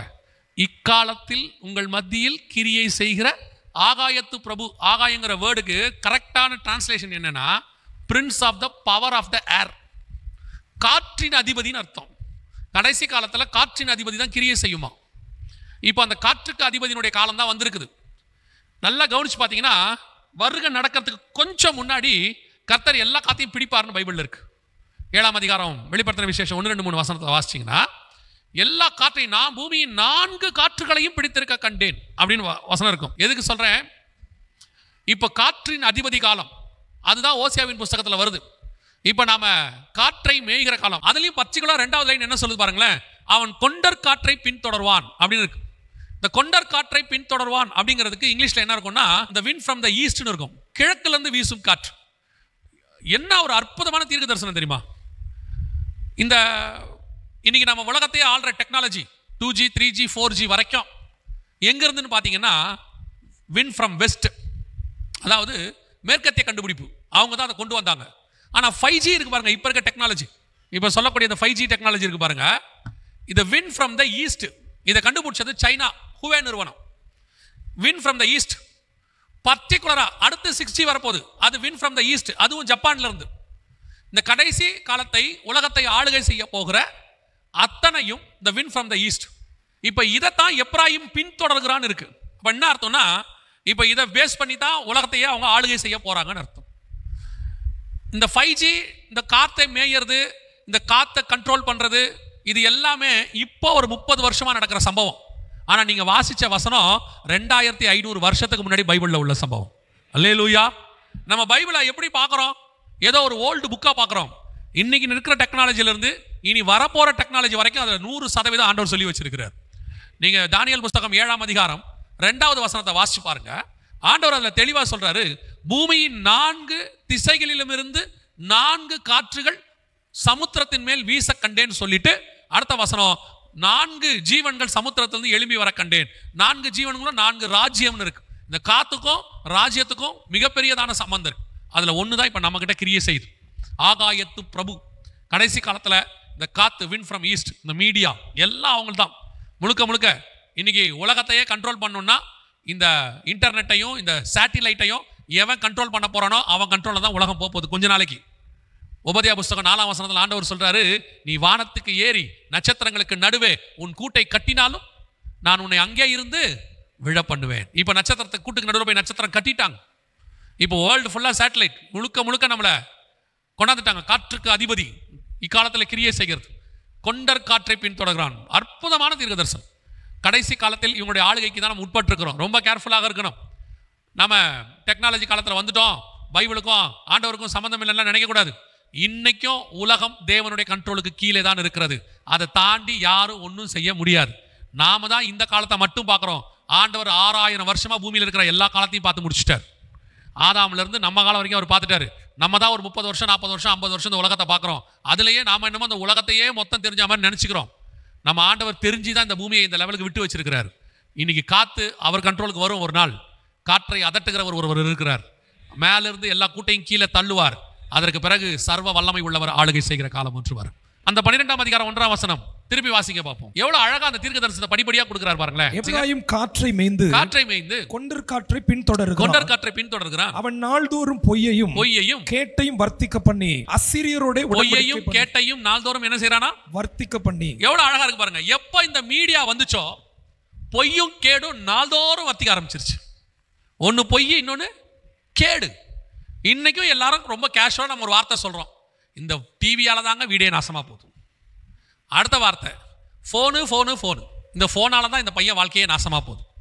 இந்த ஃபோனு டிவி ரெண்டுமே காற்றினால வந்தது தான். இப்போ ஒரு காலத்தில் டிவி இருந்துச்சு. அப்போ டிவி இருந்த காலத்தில் வாரத்துக்கு 2 நாள் தான் நம்ம டிவியே பார்ப்போம். வெள்ளிக்கிழமையும் ஞாயிற்றுக்கிழமையும். ஒளியும்னு ஒன்று வரும். ஞாயிற்றுக்கிழமை சாயங்காலம் ஒரு படம் வரும். அதுக்கப்புறம் அந்த டிவிக்கு மரியாதையே கிடையாது, அவ்வளோதான். ஆனால் இப்போ அப்படி இல்லை. பாட்டுக்கு ஒரு சேனல், மூவிஸ்க்கு ஒரு சேனல், நியூஸ்க்கு ஒரு சேனல், ஸ்போர்ட்ஸ்க்கு ஒரு சேனல், கார்ட்டூனுக்கு ஒரு சேனல், எல்லாத்தையும் மொத்தம் பண்ணி நாள்தோறும் பொய்யும் கேடு. வர்றதெல்லாம் ஒன்று கேடான விஷயம், இல்லை பாதி பொய். மீடியாவில் வர்றதெல்லாம் உண்மைன்னு நம்பிட்டீங்கன்னா உங்களை மாதிரி இன்னசென்ட் உலகத்தில் யாருமே இல்லை. அதில் வர்றதில் 80% பொய் தான் வருது இப்போ. ஏன்னா அவன் வேற வழி இல்லை, நியூஸ் கொடுத்துக்கிட்டே இருக்கணும். அவனும் என்ன செய்வான், முந்தி ஒரு நாளைக்கு ஒரு தடவை தான் நியூஸ் வரும், சாயங்காலத்தில் நைட்டில் வரும். இப்போ அப்படி இல்லை, 1 மணி நேரத்துக்கு ஒரு நியூஸ். அவனும் என்ன பண்ணுவான், இருக்கிற நியூஸே போட முடியாது. எது கிடைக்குதோ 6000 கிடையாது, உடனே. அந்த பழக்கம் உங்களுக்கு ஃபோன்லேயும் இருக்குது. சில ஆட்களுக்கெல்லாம் இந்த பொய்யையும் கேட்டையும் வர்த்திக்க பண்ணின்னு, அது ஒரு அர்த்தம் என்ன சொல்ல வச்சுன்னா மல்டிப்ளை பண்ணுறது. மல்டிப்ளை எப்படி பண்ணுறது? ஒரு நியூஸை அப்படியே குரூப்புக்கு ஃபார்வேர்ட் பண்ணுறது. ஃபார்வேர்ட் அப்படின்னு ஒன்று இருக்குல்ல, அதுக்கு பேர் தான் வர்த்திக்க பண்ணி. ஒன்று கிடைச்சிட்டா போதும் 50 பேருக்கு அனுப்புறது. அது உண்மையா பொய்யா ஒன்றும் பார்க்கறது கிடையாது, அவ்வளோதான். அதுவும் ஊழியக்காரங்களை பற்றி ஏதாவது வந்துருச்சுன்னு வச்சுங்க, இமிடியட் ஃபார்வர்ட் பண்ணுறதுக்குன்னே ஒரு குரூப் இருக்கு. அந்த உங்களை நம்பியே பேசுறதுக்குன்னு 2 பேர் இருக்கானுங்க. நீங்கள் நல்ல செய்தி போடுங்க, அதை பார்க்கறதுக்கு 40,000 பேர்னா, திட்டி போடுங்க, அதை பார்க்கறதுக்கு 20,000 பேர் இருக்கான். ஏன், என்ன காரணம்? அதில் உண்மையா பொய்யா ஒன்றும் தெரியாது, ஒன்றுமே தெரியாது. மொத்தம் போட்டிருக்கான் எம்டி ஜெகன் BMW வாங்கிட்டாருன்னு. என் பையன் கேட்டான், என்ன காரையை காணும் அப்படின்றான். அவனை பொறுத்த வரைக்கும் என்ன, நியூஸ் அவ்வளோதான். ஏதோ ஒன்று போட்டுக்கிட்டே இருக்கணும், டெய்லி போட்டுக்கிட்டே இருக்கணும். அதுக்கு மூல காரணம் யாருன்னா இந்த ஃபார்வர்ட் பண்ணுற ஆட்கள். அப்படியே உடனே ஃபார்வர்ட். நல்லா தெரிஞ்சுக்கொள்ளுங்க, பொய் சொல்றவனுக்கு என்ன தண்டனை உண்டோ அதே தண்டனை ஃபார்வர்ட் பண்றவனுக்கும் உண்டு. ஏன்னா நீ கேட்டை வர்த்திக்க பண்றவன், அவன் கேடும் பொய்யும் சொன்னவன், நீ வர்த்திக்க பண்றவன். நீங்க ஏதோ நான் தெரியாம தான் பண்ணிட்டேன்லாம் சொல்லாதீங்க. இந்த முதல்ல வாட்ஸ்அப்ல ஃபார்வர்ட் பண்ண ஆள் யார் சொல்லுங்க? முதல்ல ஒரு கேடான விஷயத்தை ஃபார்வர்ட் பண்ணவன் நோவுடைய பையன் காம் இருக்கான்ல, நோவுடைய பையன் காம். அவன் தான் போய் உள்ள ஒரு நியூஸை பார்த்த உடனே 2 பேருக்கு ஃபார்வர்ட் பண்ணிட்டான். இப்போ கேட்டவன் மாட்டினானா, சொன்னவன் மாட்டினானா? கேட்டவன் மாட்டல, அதை ஃபார்வர்ட் பண்ணால ஒருத்தன், அவன் தான் மாட்டினான். இதோட பெரிய கொடுமை என்ன தெரியுமா? அவன் போய் பார்த்தான்ல, அவனுக்கும் ஒன்றும் பிரச்சனை இல்லை, நோவாவுக்கும் ப்ராப்ளம் இல்லை, சேம் வியாபாரத்துக்கும் பிரச்சனை இல்லை. இந்த ஃபார்வர்ட் பண்ண பாருங்க, அவன் மட்டும்தான் மாட்டி, அவன் மட்டும் இல்லை, அவன் சந்ததியே சபிக்கப்பட்டு போச்சு. இன்னைக்கு கடைசி காலத்தில் நீங்க புரியாம ஒரு வேலை செஞ்சிட்டு இருக்கிறீங்க. உங்களை ஃபார்வர்ட் கர்த்தர் பண்ண சொன்னது ஒண்ணு தான், நீங்கள் போய் சகல ஜாதிகளுக்கும் சுவிசேஷத்தை பிரசங்கிங்கள்னு சொன்னார். நீங்க அதை சொல்றதுக்கு கூச்சம் இல்லை, நம்ம சொன்னா அவங்க கேட்க மாட்டாங்க, அது எப்படி, அவங்க ஒரு மாதிரி நினைப்பாங்க, அதை சொல்றதுக்கு கூச்சம். ஆனா மற்றவங்களை பத்தி பேசுறதுக்கு மட்டும் வாய் கூசவே கூசாது. சபைக்குள்ளே இப்படி இருக்கு. சபைக்கு வர்றது ஆராதிச்சு கர்த்தனை ஆராதிச்சு செய்தி கேட்கறதுக்கு, இங்க உட்காந்துக்கிட்டே இன்னொரு குடும்பத்தை பத்தி இன்னொருத்தர் பேசுறது, புறம் பேசுறது, பொரளி பேசுறது, சபை முடிஞ்சு போகும்போது அங்கெங்கேயா உட்காந்து பப்ஸ் சாப்பிட்டுக்கிட்டே அடுத்தவனை பத்தி பொரளி பேசுறது. ஒவ்வொருத்தனுக்கு தலை மேல கத்தி தொங்குதுன்றது மட்டும் மறந்துடக்கூடாது. காமுக்கு வந்தது, கானானுக்கு வந்தது, உனக்கும் வரும், உன் பிள்ளைக்கும் வரும். இது நிஜம், நான் உண்மையை தான் சொல்லுவேன். நமக்கு தான் காலம் மாறுது, கர்த்தர் மாறாதவர். அன்னையிலேருந்து இன்னைய வரைக்கும் கர்த்தர் ஒரே மாதிரி தான் இருக்கிறார். நம்ம தான் மாறிக்கிட்டே இருப்போம், ஏன்னா நம்ம மனுஷங்க. கர்த்தர் மாறாதவர். பேசுறவன் பேசிடுவான், அவனை பழுக்க விட்டு கர்த்தர் அடிப்பாரு. கூட நீயும் சிக்கிக்காத, அவ்வளோதான் நான் சொல்லுவேன். எதையாவது வருதா, சுவிசேஷத்தை தவிர வசனத்தை தவிர வேற ஒன்றையும் ஃபார்வர்ட் பண்ணாதீங்க, அது உங்களுக்கு நல்லது அல்ல. அடுத்து அந்த 12ஆம் அதிகாரம் 1ஆம் வசனம் சொல்லுது, நாள்தோறும் பொய்யையும் கேட்டையும் வர்த்திக்க பண்ணி அசீரியரோட உடன்படிக்கை பண்ணுகிறான். கவனிங்க, இந்த கொரோனாவுக்கு நடுவுல இஸ்ரவேலுக்கும் அசிரியருக்கும் உடன்படிக்கை நடந்துருச்சு. இதுக்கு பேர் ஆபிரகாம் அக்கார்டுன்னு பேர். இதான் ஃபர்ஸ்ட் டைம் 2000 வருஷத்துல நடந்தது. இதுக்கு முன்னாடி அப்படி நடந்ததுக்காக எந்த விதமான இதுவும் இல்லை. இதுக்கு முன்னாடி ஒரே ஒரு தடவை நடந்திருக்கு. ஆபிரகாம் காலத்துல அபிமெலேக்கு வந்து உடன்படிக்கை பண்றான். அடுத்து இவங்க ஈசாக்கு கிட்ட அபிமெலேக்கு வந்து உடன்படிக்கை பண்றான். அடுத்து யாக்கோபு கிட்ட வந்து லாபான் உடன்படிக்கை பண்றான், சீரியா தேசத்துக்காரன். இதுக்கப்புறம் உடன்படிக்கை நடந்ததா நமக்கு எங்கேயுமே பைபிள்ல இல்லை. அசிரியரோட கூட உடன்படிக்கை என்பது 2020 நடந்துச்சு. சொல்லி வச்ச மாதிரி அரபு நாடுகள் 7 நாடுகள் சைன் பண்ணாங்க. இந்த நாடுகள் எல்லாம் அவங்களோட சைன் பண்ணி நெருங்கி வந்தாங்க. இந்த அரபு நாடுகள் நெருங்கி வந்தாங்கன்றது சாதாரணமான விஷயம் இல்லை. 5ஆம் நூற்றாண்டுல இஸ்ரவேலை பத்தின ஒரு வெறுப்பு அவங்க மேல ஊத்தப்பட்டது, அரபியர்கள் மேல. அந்த வெறுப்பை சுமந்துக்கிட்டு 1500 வருஷமா இருக்கிறாங்க. யூதர்கள் இஸ்ரவேல்னா அவங்களுக்கு அப்படி ஒரு அருவருப்பு, அவங்க பிளட்லயே கலந்துருக்கு. அரபு நாடுகளுடைய பாஸ்போர்ட் இருக்கு, 22 அரபு நாடுகள் இருக்கு. ஒரு அரபு நாட்டு கூட இஸ்ரவேலுக்கு போறதுக்கு அனுமதி கிடையாது. அந்த அரபு நாட்டுடைய பாஸ்போர்ட்ல ஃப்ரண்ட் பேஜ்ல பிரிண்ட் பண்ணியிருப்பாங்க, என்ன தெரியுமா, this passport is not valid for இஸ்ரேல்னு போட்டிருப்பாங்க. அந்த அளவுக்கு வெறுப்பு. ஆனா அப்படியே அப்சைட் டவுனா மாறிச்சு ஒரு 3 வருஷத்துல. இப்ப இஸ்ரவேலோட கூட உடன்படிக்கை பண்ணியாச்சு, சைன் பண்ணியாச்சு. ஆனா இது டெம்பரவரி, நல்லா தெரிஞ்சுக்கொள்ளுங்க, இது டெம்பரவரி. திடீர்னு அத்தனை பேரும் இஸ்ரவேலுக்கு விரோதமா மாறணும். அப்படி மாறினாதான் கடைசி யுத்தம் வரும். இவங்க எல்லாம் மாறுவாங்க, மாறி இஸ்ரவேலுக்கு விரோதமா எழும்பி வருவாங்க. இந்த அரபு நாடுகள் எல்லாம் சைன் பண்ணி இப்ப இவங்க எல்லாரும் கொஞ்சம் கொஞ்சமா இஸ்ரவேலோட கூட சமாதானமா போயிட்டே இருக்கிறாங்க. வசனம் சொல்லுது, எசேக்கியேல் 38 8ஆம் வசனத்துல, அவர்கள் சுகமாய் குடியிருக்கும் மலைகளுக்கு விரோதமாய் நீ வருவாய் அப்படின்னு. இப்ப இஸ்ரவேலர்கள் சுகமாய் குடியிருக்கிறாங்க, எல்லாரோடையும் உடன்படிக்கை பண்றாங்க. இஸ்ரவேல் விமானம் துபாய்க்கு போகுது, இஸ்ரவேல் விமானம் கத்தாருக்கு போகுது, கத்தார்ல இருந்து இஸ்ரவேலுக்கு வருது, துபாயில இருந்து இஸ்ரவேலுக்கு வருது. ஒரு சமாதானம் பூமியில இருக்கு. இது நடக்கக்கூடாது, நமக்கு நடக்கக்கூடாது இல்ல, இப்படி நடக்கும்போது யுத்தம் ஒன்று வரும், அதான் ஃபைனல். இப்ப அந்த சைன் பண்ணியாச்சு, ஆபிரகாமிக் அக்கார்ட் அப்படின்னு பேர். இதுக்கு முன்னாடி என்ன ஒரு ஆச்சரியம்னா, 2005 வரைக்கும் இவங்களை அப்படி பகைப்பாங்க. 2015 கூட இவங்க மேல அவ்வளவு வெறுப்பு இருந்துச்சு அரபியர்களுக்கு. திடீர்னு மனமாற்றம், சைன் எல்லாம் பண்றாங்க, எல்லாம் நடக்குது. ஆனால் இது டெம்பரவரி. திருப்பியும் சொல்றேன், இது டெம்பரவரி. இதே அரபு நாடுகள் இஸ்ரவேலுக்கு விரோதமாய் ஒன்று கூடுவாங்க. சகரியா 12 சொல்லப்பட்ட காரியம் நடக்கும். 3 4 5 வசனம் அடுத்து நடக்கும். இது ஓசியால உள்ளது, சகரியால உள்ளது பின்னாடி நடக்கும். கர்த்தர் சொன்னபடியே துல்லியமாய் தீர்க்க தரிசனம் நிறைவேறி விட்டது. 12:1 உடன்படிக்கை முடிஞ்சிருச்சு. அடுத்த காரியம் என்ன சொல்லுது, எகிப்துக்கு எண்ணெய் கொண்டு போகப்படுகிறது. 12:1 ஓசியா. எகிப்துக்கு யோசிச்சு பாருங்க, அரபு நாடுகள்ல இருந்து எண்ணெய் மற்ற நாடுகளுக்கு போகும், நம்ம எல்லாருக்கும் தெரியும். ஆனா இஸ்ரேல்ல இருந்து எகிப்துக்கு என்ன போகுமா? இத்தனைக்கும் எகிப்துக்கிட்ட தான் சுயூஸ் கால்வாய் இருக்குது, கணவாய். அது வழியா தான் எல்லா கப்பலும் போகும். எகிப்து தனக்கு தேவையானதெல்லாம் அந்த கப்பல்கள் இருந்து வாங்கி கொள்ளும். ஏன்னா அவங்க நாட்டை தாண்டி தான் அத்தனை கப்பலும் போகணும். அப்படி இருக்கும்போது எகிப்துக்கு எண்ணெய் இஸ்ரவேல்ல இருந்து வருமா? இந்த ஓசியா தீர்க்க தரிசனம் 2500 வருஷத்துக்கு முன்னாடி உள்ளது, மறந்துடக்கூடாது. இப்போ நம்ம காலத்துல கொரோனா பீரியட்ல எகிப்துக்கு எண்ணெய் இஸ்ரவேலிருந்து போச்சு. இதான் அந்த சைன் பண்ணி எகிப்துக்கு என்ன. இதுல ஒரு பெரிய விஷயம் என்னன்னா, இந்த திட்டத்துக்கு பேரு லேவியதான்னு பேரு. லேவியதான்னா பைபிள்ல கடல் பாம்புன்னு இருக்கு.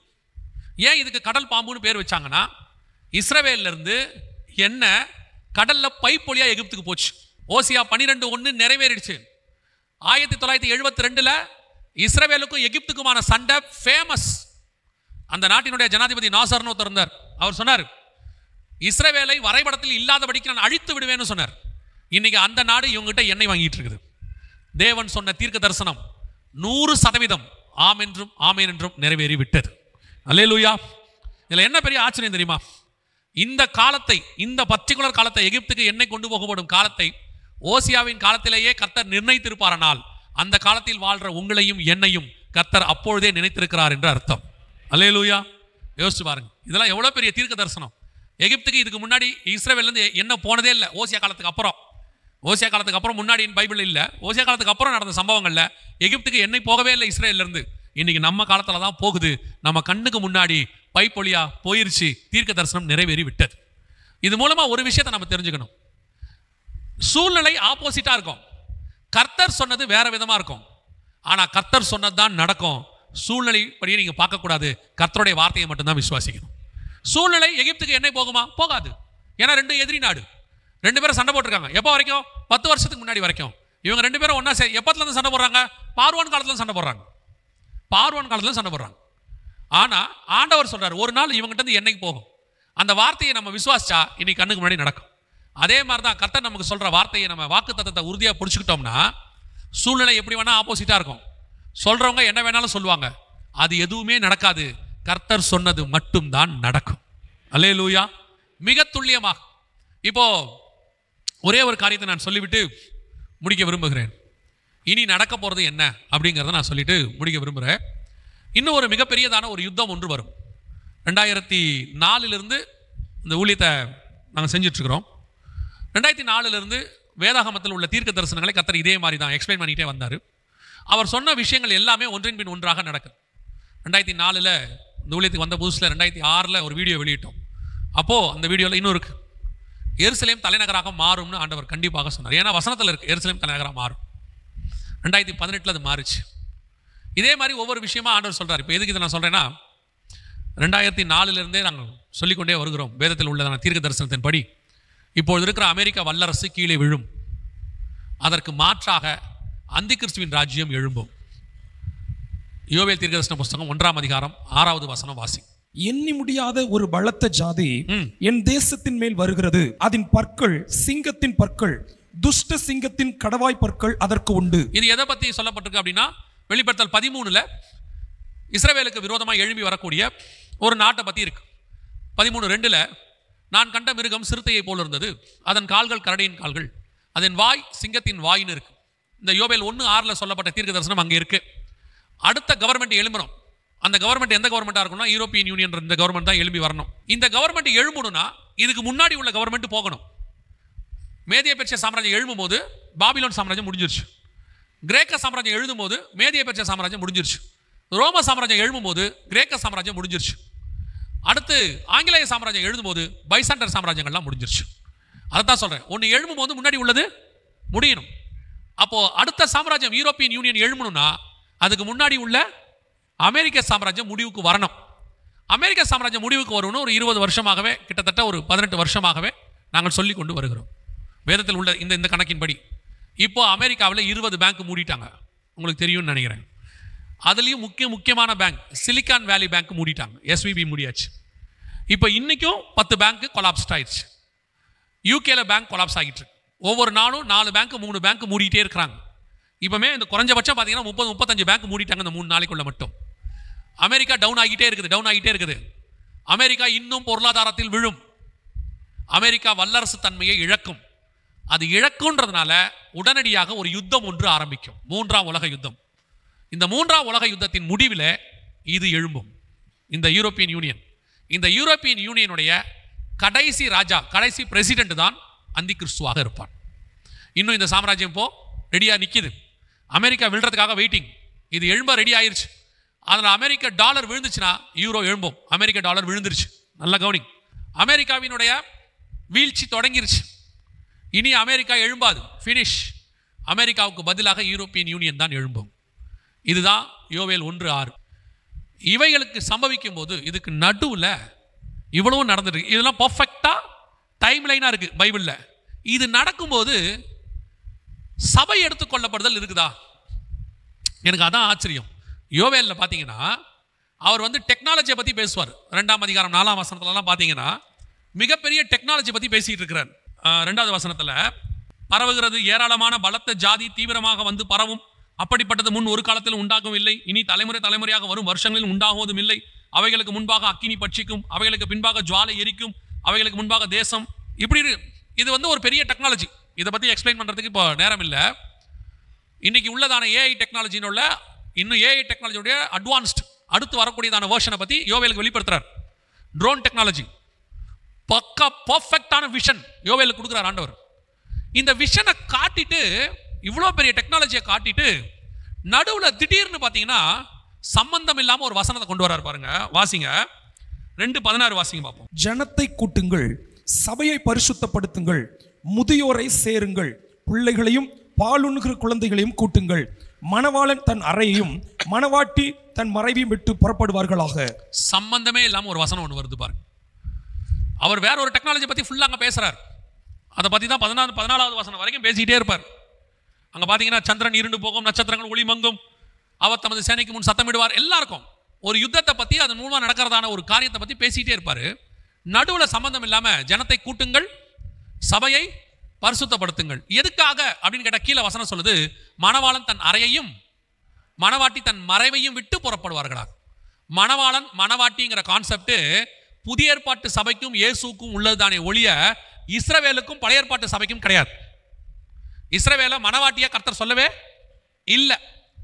அவர் சோரம் போயிட்டான்னு அப்பயே சொல்லிட்டார் ஆண்டவர். புதிய ஏற்பாட்டில் தான் சபைக்கும் கிறிஸ்துவுக்கும் உள்ளதான உறவை கணவனுக்கும் மனைவிக்குமான உறவாக சொல்லிட்டு பவுல் தெளிவாக எழுதுறார். கொரிந்தியருக்கு எழுதும்போது, உங்களை ஒரே புருஷனுக்கு கற்புள்ள கன்னிகையாக நியமிக்கப்பட்டேன்னு சொல்றார். அது மட்டும் இல்லை, வெளிப்படுத்தின விசேஷம் முடியும் போதே ஆவியும் மணவாட்டியும் வா என்பார்களாக. மணவாளனுக்கு ஆயத்தம் பண்ணப்பட்ட மணவாட்டியை போல. இந்த மணவாட்டிங்கிற கான்செப்ட் புதிய ஏற்பாட்டு சபையை பொறுத்தது. அதை விட பெரிய ஆச்சரியம் என்னன்னு கேட்டீங்கன்னா, மணவாளன் தன் அறையையும் மணவாட்டி தன் மறைவையும் விட்டு புறப்படுவார்கள். மணவாட்டிக்கு என்ன மறைவு அப்படின்னு கேட்டீங்கன்னா, உன்னத பாட்டு 2ல் தெளிவா ஆண்டவர் சொல்றாரு, கண்மலையின் வெடிப்புகளிலும் சிகரங்களின் மறைவிடங்களிலும் தங்கி இருக்கிற என் புறாவே உன் முகரூபத்தை காண்பி. கண்மலையின் வெடிப்புனா கிறிஸ்துவினுடைய பாடுகள். அதுக்கு நடுவில் இருக்கக்கூடியதான சபை. இஸ்ரவேல் சபை கண்மலை வெடிப்புக்குள்ள இருக்காது. புதிய ஏற்பாட்டு சபை தான் கண்மலை வெடிப்புக்குள்ள இருக்கும். அப்ப கண்மலையின் வெடிப்புக்குள்ள இருக்கிற சபை மணவாட்டி தன் மறைவை விட்டு புறப்படுவாராக. ஏன் யோவேல்ல இதையெல்லாம் பேசிக்கிட்டே இருக்கும்போது சம்பந்தம் இல்லாம நடுவுல கொண்டு வந்து மணவாளன் மணவாட்டி அதுவும் புறப்படுவார்களாக இருக்குது. எங்கிருந்து புறப்படுவாங்க? எங்கிருந்து புறப்படுவாங்க? வசனம் தெளிவா எவ்வளவு ரகசிய வருகை சபை எடுத்துக்கொள்ளப்படுதலுக்கு எவ்வளவு துல்லியமா கொடுத்து, அதுவும் சபையினே சொல்றாரு, ஜனத்தை கூட்டுங்கள், சபையை பரிசுத்தப்படுத்துங்கள். மணவாளன் தன் அறையையும் மணவாட்டி தன் மறைவையும் விட்டு புறப்படுவார்களாக. மணவாளனும் மணவாட்டியும் புறப்படுகிற காலம் வந்து விட்டது. நம்ம கண்ணுக்கு முன்னாடி நிறைவேற வேண்டிய தீர்க்க தரிசனங்கள் ஓசியா வரைக்கும் எல்லாம் நிறைவேறிட்டு, இன்னும் ஒரே ஒரு யுத்தம் மாத்திரம் பாக்கி. அந்த யுத்தம் வந்து ஐரோப்பியன் யூனியன் இப்பொழுதே தலையை தூக்கிருச்சு.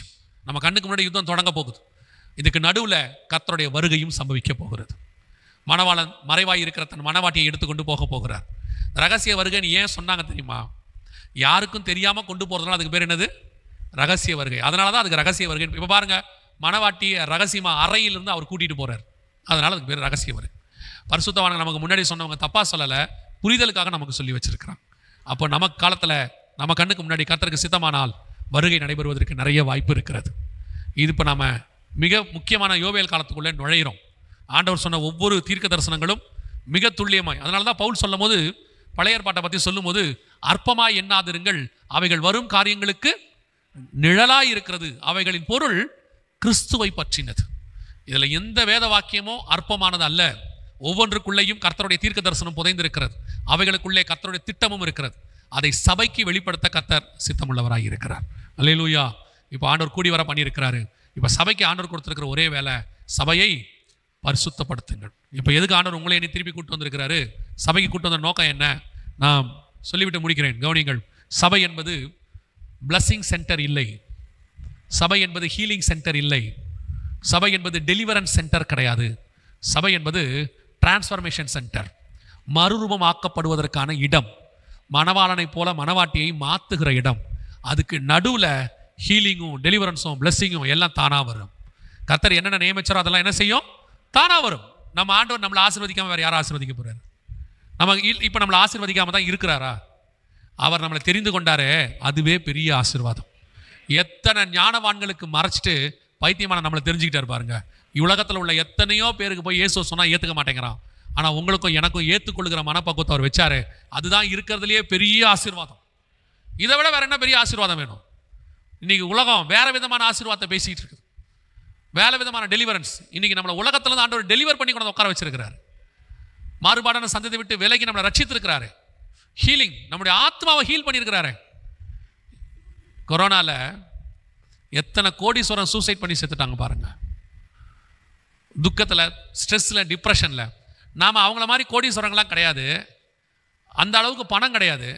ஆனால் உங்களுக்கும் எனக்கும் அவங்கள மாதிரி கவலையும் கிடையாது. கர்த்தர் நம்மை சந்தோஷமாய் வைத்து பத்திரமாய் பாதுகாத்திருக்கிறார்.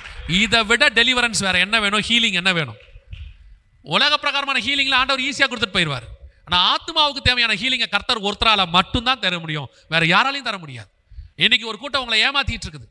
சபைக்கு வேற எதுக்காகவும் வராதிங்க, ஆண்டவரை தேடி வாங்க, ஆண்டவரை போல மாறணும்னு வாங்க. மிச்சம் எல்லாவற்றையும் அவர் பார்த்துக் கொள்வார். முதலாவது தேவனுடைய ராஜ்யத்தையும் நீதியையும் தேடுங்கள், பின்பை இவை யாவும் உங்களுக்கு கூட கொடுக்கப்படும். எனக்கு ஆண்டவர் சொன்னது ஒன்னே ஒண்ணுதான், நமக்கு என்ன தேவை என்பதை நம்முடைய பரமபிதா முன்பே அறிந்திருக்கிறார். நம்மளை கொண்டாந்த அப்பாவுக்கு நல்லா தெரியும். அது மட்டும் இல்ல, நம்ம அப்பாவுக்கு இன்னொன்னும் தெரியுமா?